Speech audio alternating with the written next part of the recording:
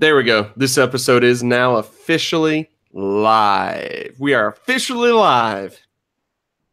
This is Super Squad D / Nerd News. That over there, that's Shakira.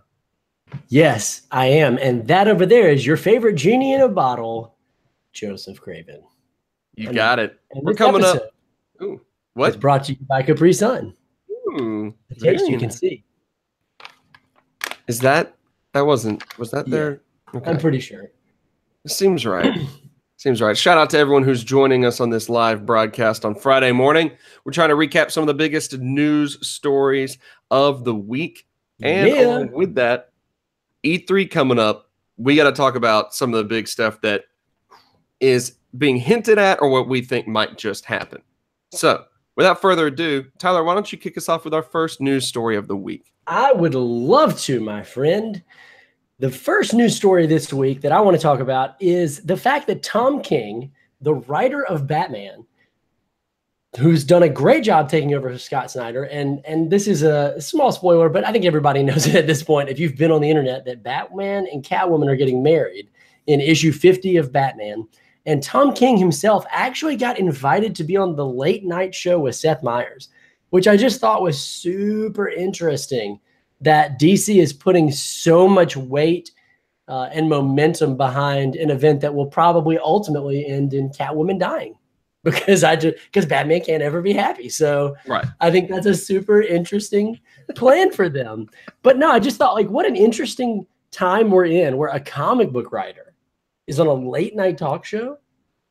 Yeah. What? I mean, to be fair, it is Seth Meyers' late night talk show. So like the fourth most popular talk show. I'd say fourth is generous, but sure. We'll go with that. It is really big. It is really big. Obviously, Batman 50 is getting a lot of attention. I think they're trying to treat it like one particular like big time special event. Like I noticed there's been there's going to be a lot of different artists that are going to be drawing like variant covers for it, like a lot of different artists, stuff like that I've seen news of. It's big time. I mean, anytime you have major characters like that, I think my favorite thing that I've ever seen though is a tweet that I believe came from one of my favorite writers, Ryan North, years ago, who said that he loved Batman because he was a man with the powers of a bat, and Catwoman because he was a man with the powers of a catwoe. Anyway. It's so right. Yeah. Do you like this storyline? Do you like what they're doing with it? I'm just curious. I mean, I've enjoyed everything Tom King's done. I'm not completely caught up on Batman. I'm probably 15 issues behind. So I need to hop on that Batman train before July. Speaking of which, they're doing a midnight release, which I'm sure they've done before. Someone in the chat might can help me out, but I'm sure they're going to be like events at all these comic book stores, midnight releases. Like they're going to go all out for this moment. I think the biggest thing on my mind is just, will it happen? Will they actually get married? Right. Yeah, because they're building it up so hard. I really don't think they will. We got Kevin in the chat. What's up, Kevin? How's it going, my man? This guy is the best designer that man has ever known. Man, he is. That's right. I always forget he's the designer guy. I knew that name sounded familiar. We got David Codd in the chat. Celebrating the Caps Stanley Cup Championship. Yep, no doubt. And then we got M. Scotter over here saying he didn't like what they did with Booster Gold. I've actually not read those issues, but is there a way you could tell us what you didn't like about the characterization of Booster Gold without spoiling the story? I'd like to know. And then Jamie dropping the fact that they have done a couple midnight releases, which I did not realize. So apparently DC is just like going all out mainstream. Like this is the real deal. Late night with Seth Meyers. I wonder, do you think this will affect their sales? Do you think it will increase their sales? I mean, they're trying to do that. I mean, they're trying to hype it up as much as they can, as much attention as possible. I don't know if this is the hype, the right way to go about building the hype. I don't know if it's going to be successful or not, but could be. Never hurts to try. Never hurts to try to generate a buzz before something this big comes out, you know, especially if you're proud enough of of the product that you're putting out there. Like if they're feeling really good about the way that 50 is going, then they're like, yeah, let's push it. Let's make sure that, you know, we get as much out there. Yeah, no doubt. Yep. So next up in news stories, we have the Cloak and Dagger premiere. Cloak and Dagger premiered last night, and I got to be honest with you, man. I could not have been less excited about it. I haven't watched it, but like my excitement level, which is kind of how we judge things here on the show, was zero. Like literally zero. I had no desire to watch it, but you know what? It actually got pretty good reviews. Okay. And I read today, and this is a slight spoiler if you haven't seen Agent Carter, which came out like 4 years ago, 5 years ago. So I don't know. Is something a spoiler if it's been out for like 5 years? I guess that's a good question. Where's the like statute of limitations on spoilers? Where does it run out? You know? Yeah, I really don't know. But in Agent Carter season 2, they deal with like this special black material and like it's called like isodyne or iso something. And apparently what happens in season 2 of Agent Carter directly ties into and creates Cloak and Dagger in the show Cloak and Dagger, which is on ABC Freeform, which used to be ABC Family. But I just thought that was really interesting that they connected the shows, like directly connected Agent Carter and Cloak and Dagger. Cloak and Dagger. That is very interesting because Agent Carter was, obviously Agent Carter was born out of the kind of surprise success of Agents of S.H.I.E.L.D. I feel like Agents of S.H.I.E.L.D. debuted and people were like, oh, this actually might be a viable thing for Marvel to do. And so they did Agent Carter as well. And then it was, short-lived, but we have some people over here in the chat, which is what I keep looking at on my other monitor. Me too. We have some people in the chat that are talking about how much they enjoyed Agent Carter. I don't know if that's as a character or as a show, but Jamie and David Codd both saying Agent Carter was great.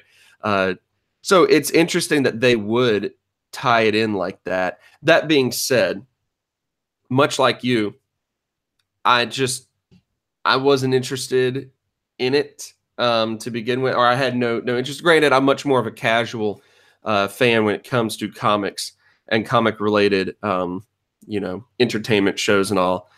So if it's not something that I'm like familiar with, I'm going to be more hesitant to get into it. And I'm not as familiar with Cloak and Dagger, and I'm definitely not as familiar with ABC Freeform. Yeah, what? And what are you talking about? I know, right? I don't turn into Freeform that much. And that's the weird thing also is like ABC, were they excited about this? Because they put it on Freeform either because they looked at the show and went, well, whatever, we'll see how it does.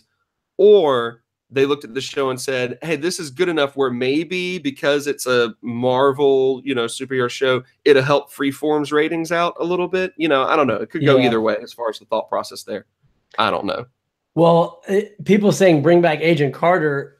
There has actually been a recent petition going around to bring back Agent Carter because Roseanne got canceled mid-season, and so they've got this big gap. So everyone who's ever loved any show, like there's also been a big resurrection for Pushing Daisies. I don't know if you remember that show. Oh my gosh, it was a fantastic show. It really was. Loved it. But I mean, come on, it's not coming back at this point to ABC probably. No. But no. But this is the age of reboots and redos. Like that's all we do. There's nothing original anymore. It is. And so Jeff Loeb, the head of Marvel TV, said, look, we would love to bring back Agent Carter. Like, it ain't us. Like, we're not stopping it. It's ABC. So get your voice out there. Speaking of reboots, let's segue into the next thing. Okay. I was going to say, actually, before that, Jeff Loeb had mentioned as well that any of the Marvel shows that are coming out later this year are supposed to fit in before the events of Infinity War. That's something we had briefly talked about in our production meeting before this episode. I figured it was worth mentioning since you brought him up, but he mentioned that to clear up any confusion, all of the events are going to be happening before that so that they don't have to deal with, spoiling anything, but they also don't have to deal with the fact that anything Marvel has planned post Infinity War has been very secretive. Right. Like very secretive. So obviously they're not going to worry about, spoiling anything there. What's David Codd saying over there in the chat? David Codd breaking out the demos for Freeform here, which is like late teen, millennial, edgy. Yeah, I definitely could see that with Freeform. They've had a few shows like that. And Freeform also, most notably, is going to have the New Warriors show featuring Squirrel Girl, which Ryan North is a producer on, I believe. Yeah. So he should be in it. He should just be in he the should show. I don't just know be if he's an in it. actor and all, but I love To what was the storyline that you were trying to push me towards? To Sorry. segue to that, well, just talking about reboots, apparently there is serious talk of rebooting the Kick-Ass franchise. Huh. Which only came out in 2012, like the first film. And there's been talk of like a spin-off Hit Girl movie for quite some time. And I don't know, I just thought that was an interesting, that and expanding the Kingsman universe, all from the creator of those in the comics. Interesting. Okay. Who wants to like expand everything and redo that. Basically, he just wants to make money. Yes, absolutely. I mean, I get it. That you remember how well it worked when they rebooted Spider-Man with just a small gap in between into Amazing Spider-Man. It did work really well. And okay, breaking news. This is going to shock everybody. Okay. Absolutely for everybody. I hope you're all sitting down. Atlanta, the show, has been officially renewed for season 3. Wow. I mean, who could have possibly seen that coming? Never would have seen that one coming. One of the most critically acclaimed shows of the last 2 years. Yep. And highest rated shows for that network got renewed. Wow. Wow. Well, we do want to get into some E3 stuff. Yeah, boy. We want to jump into the good E3 stuff. Before we get into that, because that's going to take up, that's going to be a bit more of a discussion, and we want to get you guys involved. We do want to take a quick moment and just say a quick word about how heartbreaking it is to hear the news about Anthony Bourdain. Mm-hmm. One of my favorite television personalities for years. I love anyone that can tell a good story, and I love anyone who can dig into the culture of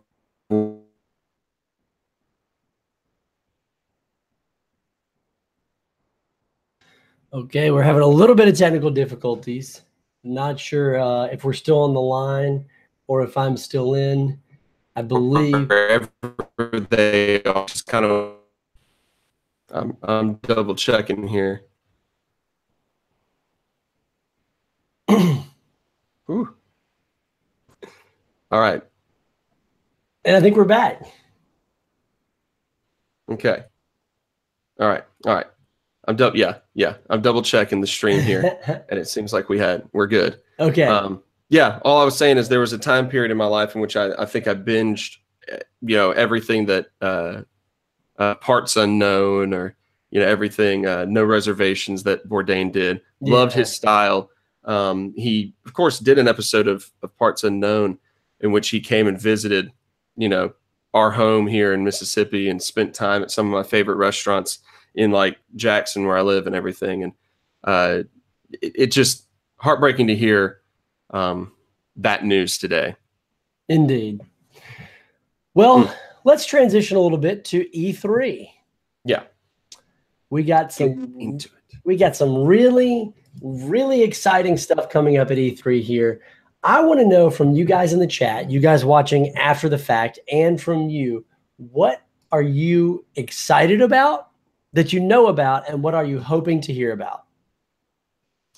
Yeah, that's the big question. Obviously, there's speculation out the wazoo. Out the wazoo. I mean, the wazoo is like crazy out. Yeah, it is. It is.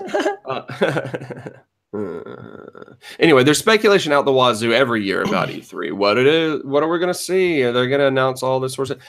There was a lot of talk that maybe we would see something about a PlayStation 5 being announced here. However, since then, people from Sony have said that there will be no hardware appearing at the show. Yep. So I don't know. I'm fine with. I have no problem with that. I would not like to have to buy a new console anytime soon. I know. Just like seriously. But we do have some things that they're 4 Sony exclusives: Death Stranding, Ghosts of Tsushima, Spider-Man, and Last of Us Part 2. I think it makes total sense that Spider-Man is kind of what both of us are most excited about out of those 4 Sony titles. Mm-hmm. Is that Yeah, no, you're definitely right. You nailed it. So what all are you like? What have you heard that you're really, really excited about? I mean, the stuff that's coming out that I know for sure I want before we get into kind of like the rumors and the things that I'm hoping for that I have no basis for. I think my number one want, because I'm just still super into Monster Hunter, like almost 300 hours in, 200, at least 250 hours in. I want to hear about more Monster Hunter content. Hopefully that means an expansion. I also really, really, really, really love my Switch. I don't know if you know that, but I love my Switch. My Switch is by far my favorite console of the last decade, easily. And I really want to hear about, we got an announcement a while back of it's like, hey, Switch Pikachu, Hey You Pikachu or something. It's a Pokemon game that looks like a combination of Pokemon Go and like a regular Pokemon game. But we know that in 2019, supposedly, they're going to release like a full-fledged Pokemon game on the Switch. It would be the first full Pokemon RPG on a console. And I'm just absolutely dying to see that. And then hopefully this kind of gets into my wants a little bit, but a new Smash Bros, which has been also, I think, confirmed. But I want to see actual like gameplay content because we saw the trailer. That's right. We saw the trailer last year, but it was just like it exists. It's coming. Yeah. But no actual gameplay. I think Nintendo has even confirmed that Smash Bros is going to be a big focus of their show. Oh, I'm so happy about that. So they're really going to show us a lot of what will actually be in that one, which is great. There's also talk from Nintendo or rumors from Nintendo about possible Metroid Prime 4. Oh, yes. Yes. Which is good. And going back to what you're saying about Pokemon, and I think that this is I think it's really cool that Pokemon had always been, a handheld game series more than anything else. So I think it just makes perfect sense that with the popularity of the Switch being a portable full console, that bring out the first big time actual console Pokemon RPG. That's huge. I love it. Yeah, I love it. I'm really interested in. I'm looking at some of the comments over here, and we'll get to that in a second. But I wonder if anyone here is as excited about Anthem as Tyler Holland. Didn't he used to pop up and just say Anthem all the time? Wasn't that him who did that? Yeah. Anthem, of course, is the BioWare project that they're hoping will kind of bounce them back from Mass Effect Andromeda. That was a commercial bomb.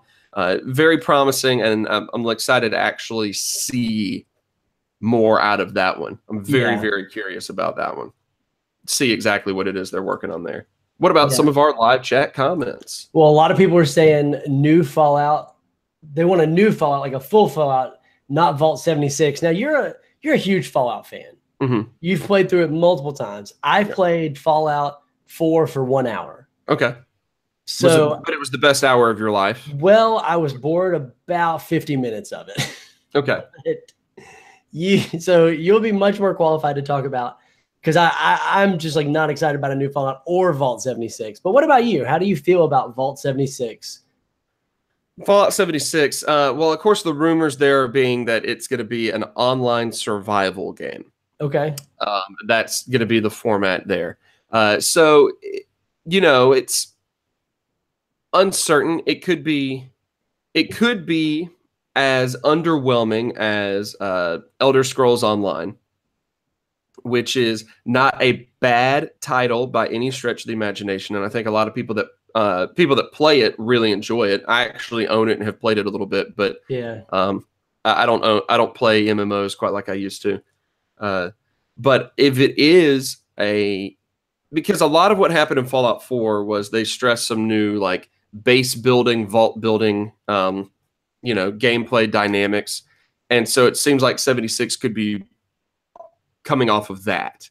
Fallout 76 could be more about base building and like exploration survival type stuff, and so it's going to be drastically different than a story driven Fallout game, though they do say, hey, there is still a story in this and all of that.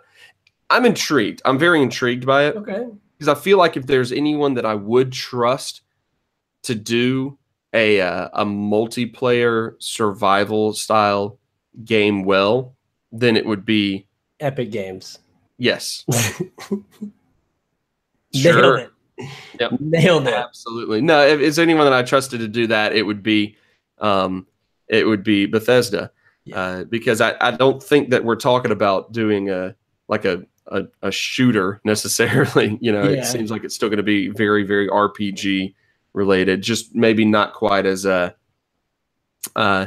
dialogue based as. Okay. And I think that's what a lot of people complained about Fallout 4 was that it felt more like a shooter than a heavy dialogue RPG, like Fallout 3 or New Vegas did. Okay. Deep down inside, the Fallout series is quickly becoming one of those series that has diehard fans that basically just want the old games just like remastered and redone all the time. You know, which I'll be honest with you, I would absolutely purchase every single one of them and play. Yeah. I'm actually thinking about building a new gaming rig just to go back and play, because I don't have a PC, just to go back and play Fallout 3 in New Vegas again on there. You should. I think we should do a live show, not today, obviously, but at some point, a live show on the top game series that we love, like game series that no matter what, if they released a title in this series, yes, I would blind buy it. Yeah, because that's Fallout for me. It's for you, right? Yeah. That's Fallout for you. Just is. Okay. I've put so many hours into Fallout Shelter, the mobile game. I put so many hours into it just because it's Fallout. Well, that'll be the topic of our next live show. So if you're in here, think on that. We'll talk about that next, the next live show. But getting back to E3, I'm super excited about Spider-Man. That is my most hyped title for what I know is coming out this year. Kingdom Hearts 3 was my most hyped title like 7 years ago. Right. And then again, probably 4 years ago. But as of now, I'm just like, if it gets here, I'm sure I'll like it. That's kind of how I feel about it, because it's just been pushed back so many times. Because I loved Kingdom Hearts 1 and 2 a decade ago. Yeah. Love them. So let's get into a few of the rumors of what people... I will say one quick thing. Yeah. Is I forgot that they had confirmed the Division 2. Oh, okay. Been confirmed. And I don't know if you ever played any of the Division. I didn't, but I remember you were a big fan. I enjoyed it. I thought it was a very underrated game. And so I'm very curious to see if Division 2. And if anyone out there plays the Division or is interested in Division 2, let me know, because my group of friends that I played Division with and had a lot of fun with very quickly lost interest in it. And it always made me sad, because I always felt like I could have poured so many more hours into that, and I didn't get the opportunity to, because it's pretty co-op heavy. Okay. It's not as easy to get into like Monster Hunter. You can fire off SOS flares and all. Yeah. It's not quite as easy to just kind of handle Division by yourself. Gotcha. Anyway, rumors. Gotcha. Okay. Rumors out the gate. A possible Star Fox Grand Prix game, a Star Fox racer that would be like a cross between F-Zero and Diddy Kong Racing. That would be awesome. Diddy Kong Racing is low-key my favorite racer of all time.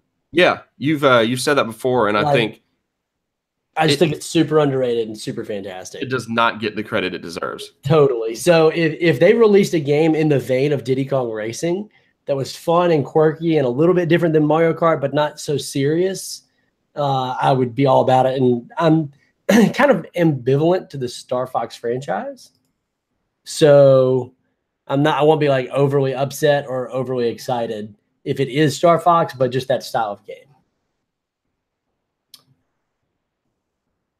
I think we might have lost Joseph. I'm not sure, but another one of the games that I am very excited about, or the rumors rather, is Fortnite, which you know, and that I love and play religiously, but Fortnite for the Switch.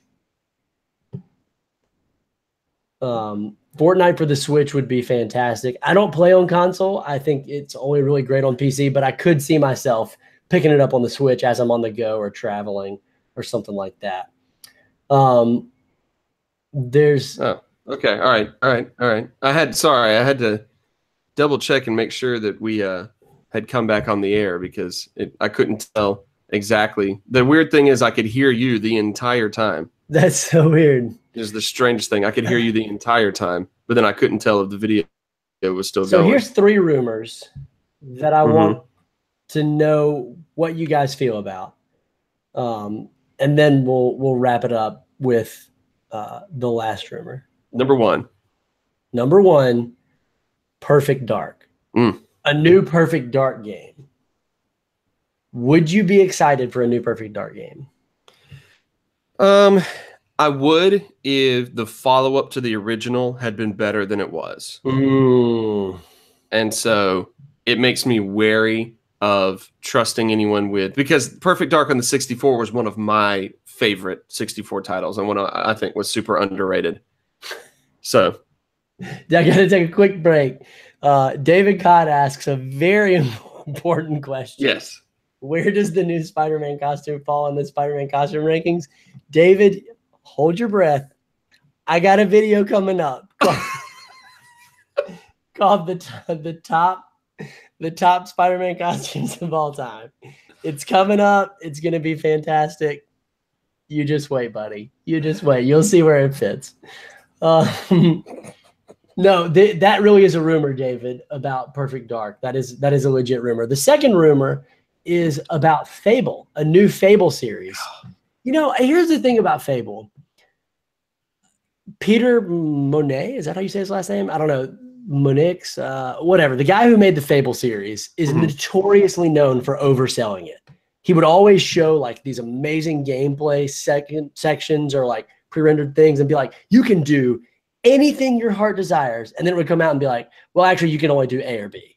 Right. And so there was always unreal expectations set for the series. But that being said, I enjoyed the series. I never followed this. Like, I have a lot of friends who like followed it all the way until they released and were super disappointed in all of them.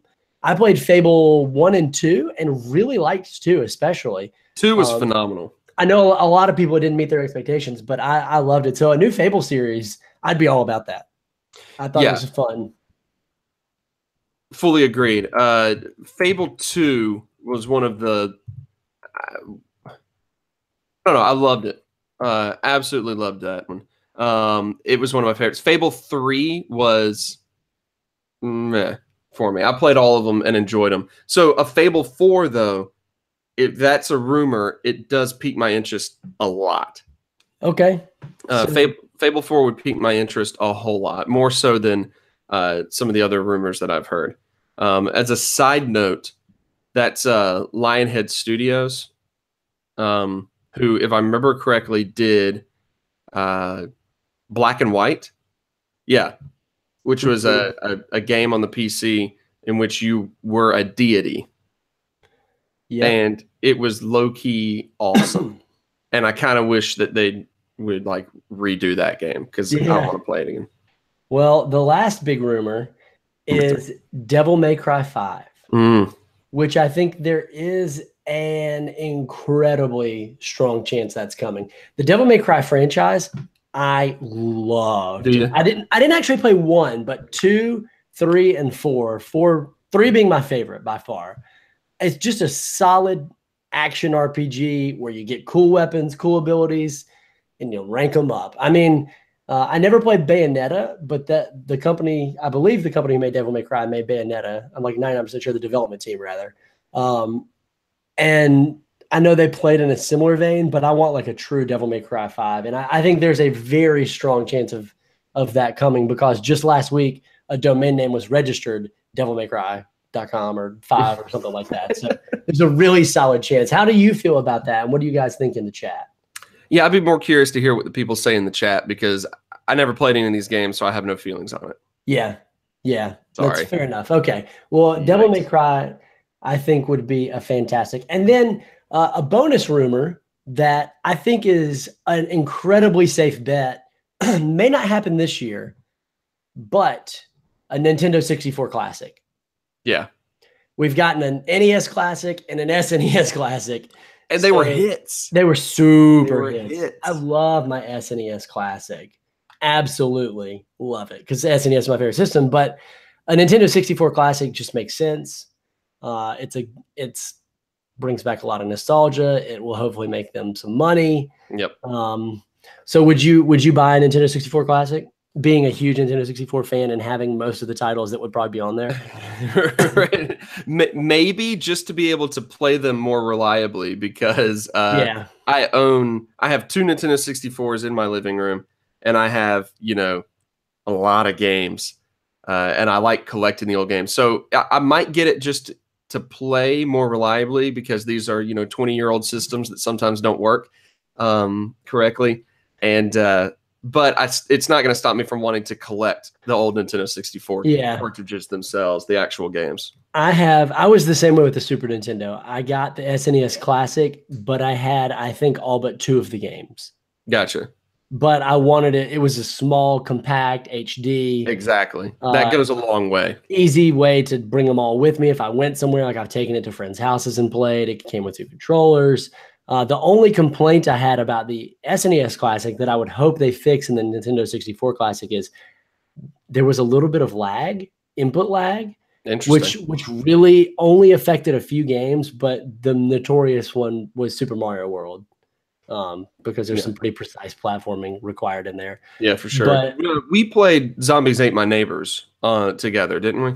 Yeah, we did. Yeah, oh, was that on? Did we play that on the Classic? I feel like that was on the Classic. It might have been. I know we played it together. And that was it might have been on your actual SNES. Yeah, I can't remember if that was on the Classic. I don't think that was on the Classic lineup. But David Cott's asking if we're going to track down the NES restock later this month. I haven't heard about that. Can you give me more details on that, David? We'll wait.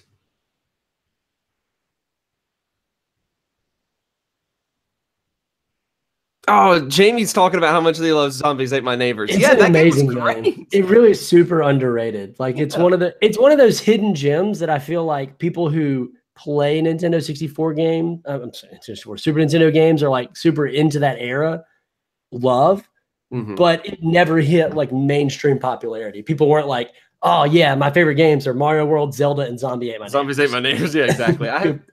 I have fond memories of as a kid going to North Park Mall on County Line Road here in Jackson, Ridgeland, Mississippi, and eating at one of the few Chick-fil-A's in the area at that point in time because they were all in food courts, and then going over to KB Toys. Oh man, I miss checking out. Dude. Yeah, checking out, and I distinctly remember Zombies Ate My Neighbors had just come out, and they were trying to hype it up, and they had a demo of it on like the demo SNES at the front of the store. That's so awesome. Freaking KB Toys, man. I miss that store more than you can imagine, especially now that Toys R Us is closing. It's tragic. Okay, so David is saying there's a new wave of NES Classics coming June 29th. If I can get my hands on one for retail, I will 100% buy it. I always wanted one just to have because I actually never had an NES until much later in life. But it was one of those things where I just wasn't going to pay like $200 for one. I never found it in store. I didn't search that hard for it. I didn't pre-order it. So if I can get one, I will 100% buy one. Yeah. Yeah, I don't think I would play those enough to desperately go out and get it. But if I had an opportunity to find one somewhere that somebody else had and was just like, you know what, I don't play it as much anymore, I'll sell it to you a discount, I would do that. Yeah, for sure. Speaking of discounts, I think it's important that we talk about the fact that right now there are some pretty big video game sales going on. Yeah, if you guys are not jumping on to the giant pre-E3 sales that Xbox and PlayStation are both doing, I'm going to jump on to PlayStation Days of Play later today because I have worn my PS4 controllers out. Yeah. I really need to get some new controllers. So I am definitely going to get on there and order a couple of controllers. But big sales. What are some? I had some of the pages set up here. Yeah, I know like you mentioned, the controllers are going to be what, 30 or 39, something like that. Yeah, controllers are marked down from 59 to 39, so a solid $20 discount on controllers. That's a really good deal. Yeah, you could get a month of Xbox Live Gold for $1. That's good. Which is normally $10. I mean, it's not exactly too much, but Jamie's pointing out Marvel Alliances 1 and 2 for $15 on Xbox. Oh, nice. Seriously, Jamie? Yeah. Oh, I'm definitely about to go buy those. Like literally when we get off this, I'm going to buy those because I put so many hours into those games. Oh dude, Jamie, you just made my day. Thank you, my friend. Yep. Xbox is having some huge game sales in particular. PlayStation is having more sales on like equipment and stuff. Like PlayStation VRs are marked down. Yeah, even their PS4 Pro is marked down $50. Yeah, like they're having some good deals. Oh, Jamie, you're gonna love Ultimate Alliance 1 and 2. Like those games were just they were almost like Diablo style Marvel games. I mean, they were really fun. Not as heavy in the RPG elements, but like the top down character view, you could switch between characters. Like they were fantastic. Absolutely fantastic. Yeah. But on both systems, you can land some games such as Far Cry 5, Monster Hunter World, if you haven't jumped on any of that. There's a lot of game sales going on. It's good. Both of them looking good. That's all I have to say. Yep. And wow. Okay. So there are. Are you looking at it all now? No, I'm looking at. There's a thing I'm going to mention here as we check out, but there is pre-orders are going up for a lot of the hype games that have already been announced, and pre-order bonuses are coming out. Of course, the king of pre-order places is Amazon because oftentimes, not all times now, but oftentimes you get 20% off. But you can pre-order Let's Go Pikachu, or apparently there's a second version of the game coming out called Let's Go Eevee, in case you don't like Pikachu but you prefer Eevee. Don't we all? I mean, Eevee is definitely cuter and does have better evolution. So right. But you can pre-out Fallout 76, pre-order Valkyrie Chronicles 4, which is a game that I'm sure a lot of strategy RPG people are going to have a lot of love for. Red Dead Redemption 2. A lot of fans of that series, I'm sure. Oh, yeah. They recently announced all of the like special edition pre-order bonuses, all of that, and there's just so much stuff. There's a lot of stuff. Yeah, and we got Call of Duty Black Ops 4, Battlefield 5, Spider-Man, which I've already got on pre-order, Smash Bros. For the Switch, Kingdom Hearts 3, Mega Man 11, Bayonetta 3. I mean, the list goes on and on. Crackdown 3, The Division 2, Final Fantasy 7 Remake. All these pre-order links have now gone up, and a lot of them have pre-order bonuses that you can only get if you pre-order. So if you're going to pre-order any of the games that you hear at E3, do it now. That's it. I'm going to go down this list today and start pre-ordering stuff. So there you go. Just Cause 4 accidentally got leaked. I don't know if you've heard this news. No. On this, Steam accidentally put up an ad for Just Cause 4, which was probably going to be announced at E3. But people who logged on to Steam yesterday were greeted by, "Hey, pre-order Just Cause 4," and it had not been announced yet. So, oops. Well, there you go. Oh well, man, this is the first game I'm going to pre-order is Monster Hunter Generations Ultimate for the Nintendo Switch, baby. There you go. Then the first one I'm going to pre-order is, I'm probably actually just going to buy controllers and play the same sports games I've been playing for months. Good call. It's been fun to do a little surprise Friday morning live stream. We decided about 45 minutes ago that we were going to do it, and here we are. Hey, anytime we get a chance to sit down and recap some of the big news of the past week on a Friday morning, we're going to try to do that. And in the times in which we don't have time to do it, we're not going to do it. Nailed it. Anyway, thank you guys for joining us on this morning edition of Nerd News Super Squad D-Style. Shout out to David Codd, who can't get onto Sony's website at work because it's blocked. Wow. All right. Is it listed as pornographic? Because, I mean, this is kind of video game porn, I feel like. Could be. Shout out to everyone who is jumping in to this live chat, who's watching later on the recap of this video. We appreciate you guys joining us. Have a good Friday, a great weekend. Go out there and enjoy. Don't worry, David Codd. These sales are going to be going for, I believe, the whole weekend long. So don't worry about not being able to get on there at work. Hey, Tyler, why don't you say bye to everyone? Bye. Thanks for joining us. I'm going to click this stop broadcast button right here.